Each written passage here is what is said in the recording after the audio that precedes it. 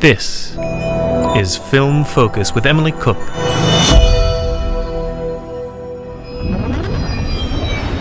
The greatly anticipated superhero film Batman vs Superman: Dawn of Justice is the latest film from director Zack Snyder. The film stars Ben Affleck as Batman, who, worried that the actions of Superman, played by Henry Cavill, are left unchecked. Batman takes on the Man of Steel, while the world wrestles with what kind of superhero it really needs. The film has been rated a respectable 7.3 on IMDb, whilst fan site Rotten Tomatoes only awards it with a ranking of 29%. What did you make of it, Emily? Well, I went to see Batman vs Superman last weekend at the View Cinema in Shepherd's Bush. I'd heard that it had received pretty mixed reviews, so had kind of rock bottom expectations. I'm happy to say I was pleasantly surprised, although I think that's because my expectations just were that low. I thought that the sound design and score were fantastic. It presented seamless action and fight sequences. Believable special effects were in abundance, which makes a nice change from some films of recent, London Has Fallen, and the costume designs were on point.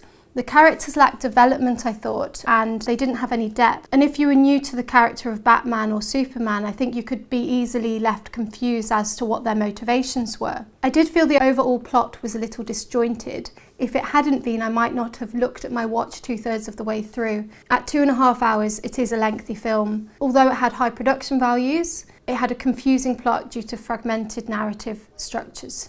To be honest, I haven't actually seen it yet. I do plan to, but I got the impression, interesting you say that at the end there, because I really got the impression that a lot was crammed into the movie, perhaps too much. I love that whole premise that Superman becomes mistrusted by the masses as a result of him being different, and that they were threatened by the unknown. That really worked on a lot of levels for me, and I just saw that in the trailer. But I've definitely heard reviews saying that there's far too much in it, and it could easily have been a couple of movies. And it's just incredibly confusing. I think you're quite right that the premise of the film could work so well. I just think they kind of missed it, really. Yeah. We asked you on Facebook what you made of the film. Ben White thought it was overly done in many places, with a lot of fresh content story-wise, packed into a short space of time. Like Emily, he found it better than expected after reading the reviews. Ed Riley found it utterly dreadful, noting it to be misogynistic and racist. Actually, at 2 points, I felt that there were racial problems with this film. He also commented that the film had entirely unfunny jokes, and now thinking back over it, I realised that I didn't actually laugh once. Of course, the film is set up for a sequel.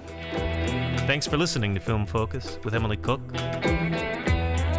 Happy movie going!